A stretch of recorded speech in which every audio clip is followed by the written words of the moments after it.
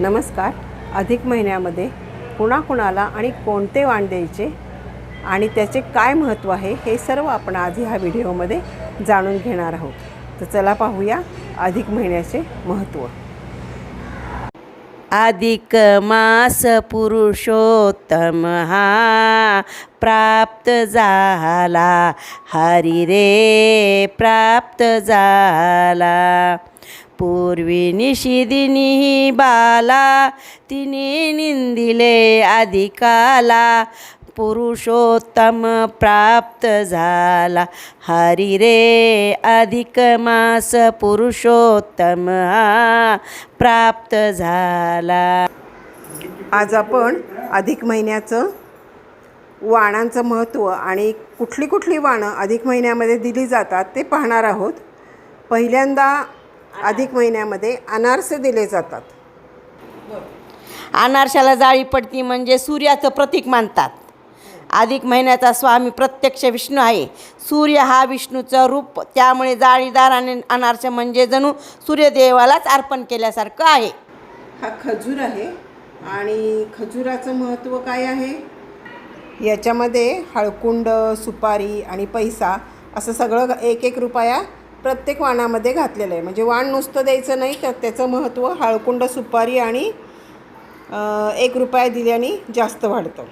आता ह्या नुसत्या सुपाऱ्या आहेत, तर सुपाऱ्यांमध्ये सुद्धा हळकुंड आणि 1 रुपया घातलेला आहे.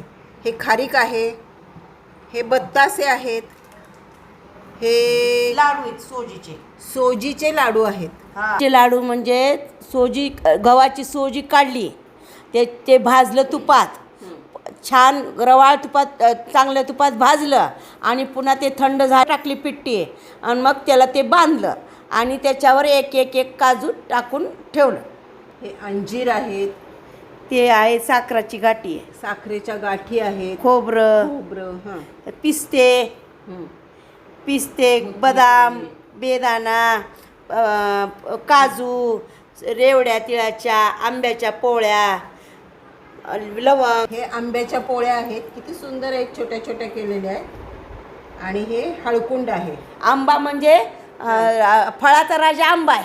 हो, त्याच्यामुळं आंब्याचं महत्त्व फार आहे. अखंड सौभाग्याचं लेणं, देवीच्या ओटीत महत्त्वाचं आणि निगेटिव्ह एनर्जी दूर करते. हळकुंड का? हां, म्हणजे खंडित नसलेली सुपारी म्हणजे अखंडतेचं प्रतीक. प्रत्येक पूजेत गणपतीसाठी पहिला मान दूर करतो. दिव्याचं महत्त्व म्हणजे दिवा अंधार करतो, अंधार दूर न करतो. हां, म्हणून 33 दिवे नाही द्यायची. खडीसाखर, वेलदोडा, हो, थंड आणि मुखशुद्धता होती ना वेलदोड्यानं. लवंगानं पण मुखशुद्धता होती. हो. आणि हे काय? मोती पवळे पोळे आहेत का? हे पोवळे आहेत. अच्छा.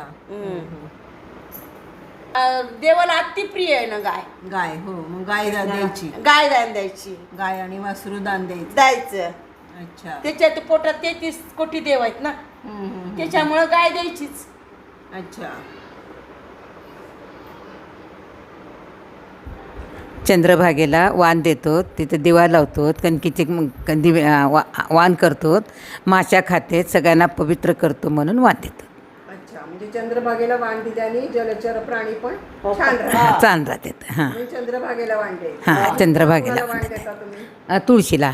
तुळशीला पण? हां. तुळशीला काय वाण देता? तुळस श्रेष्ठ आहे ना, सगळ्या देवात श्रेष्ठ तुळस आहे ना, म्हणून तुळशीला द्यायचं.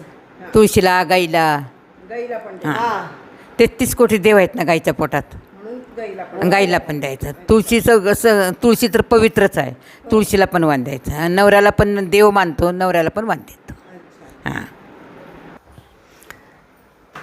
असा हा व्हिडिओ तुम्हाला कसा वाटला ते मला जरूर कळवा आणि देवाला वाण द्यायला नेहमी तयार राहा. धन्यवाद. व्हिडिओ आवडल्यास लाईक करा, शेअर करा, सबस्क्राईब करा.